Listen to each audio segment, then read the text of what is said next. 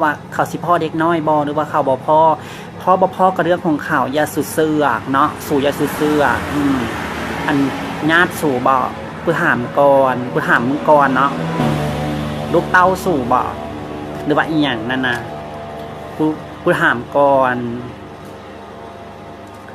อันญาติสู่กับโบเมนสู่คือแบบว่า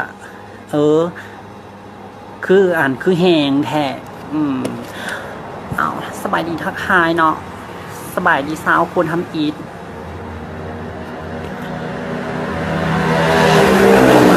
อย่าสู่แหงหลายเนาะอย่าสุมันหน้าหลายอย่าสุมันหน้าหลายวันนี้ก็รู้สึกว่าจังไหนแหละเอาสบายดีล้มกันก่อน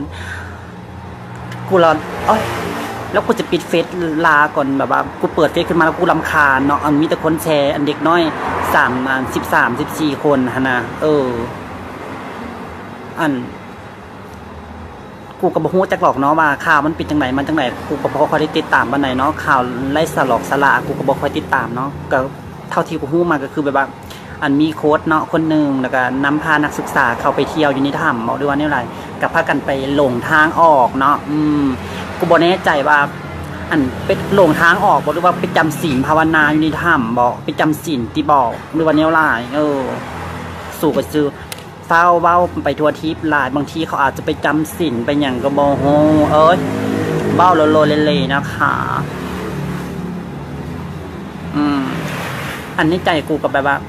มันมีความให้ความสำคัญเนาะตอนนี้เรื่องนี้กำลังแหงกันเลยมีคนให้ความสำคัญหลายสิ่งหลายอย่างก็คือแบบว่ามีคนให้ความคิดต่างๆนานาขนาดแล้วอันนี้เนาะอันนี้กูจะถามเลยว่าเพราะว่ากูจะกลับลาวเนาะประมาณเดือนหน้ากูจะกลับลาวแล้วกูอยากถามคนลาวทุกคนว่าประเทศลาวนะมีถ้ำอยู่แขวงไหลเป็นตะเที่ยวหรือว่ามีถ้ำอยู่เมืองไหลเป็นตะไปเที่ยวเนาะแบบว่าถ้ำแบบว่าลึกลับแบบว่าถ้ำอันนี้แหละถ้ำอีหยังนางนอนนางนีนนี่นะถ้ำแบบนี้แหละกูอยากฮู้นะเพราะว่ากูกลับลาวแล้วกูจะไปเข้าไปในถ้ำบางทีอาจสิมีข่าวแบบนี้เนาะเข้าไปแล้ว มาออกมาสินะกูก็อยากเข้าไปดีทั้งสินะสู้บ่มียังหลายเนาะข่าวกุบกับกุบเกเมายากันยุงเมายากันยุงแม่บางแต่คันจะเข้าบ่ต้องเข้ามาเบิ่งเนาะบ่ต้องเข้ามาเบิ่งแล้วพวกแบบว่าพวกก็เป็นตัดสแต็กแหลกขี่ม้าหนางบ่ต้องเข้ามาเบิ่งกู